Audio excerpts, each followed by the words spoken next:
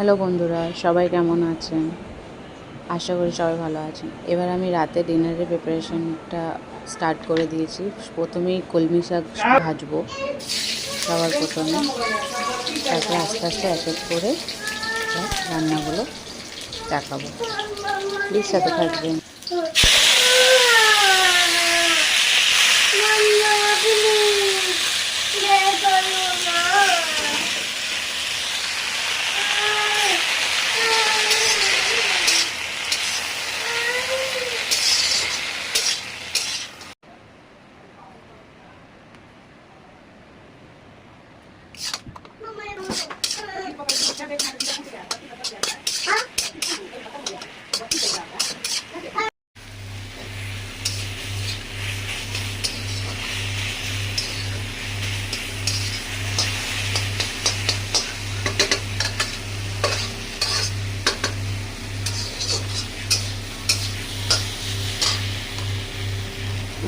শাক ভাজা হয়ে গেছে, এবার আমি আটা মাখাবো।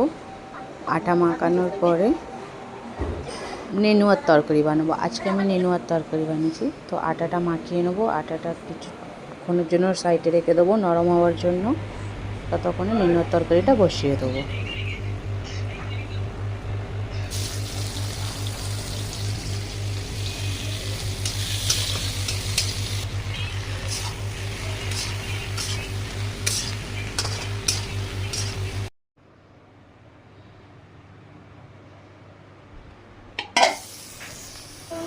আমার ডিনার বানানো হয়ে গেছে কমপ্লিট।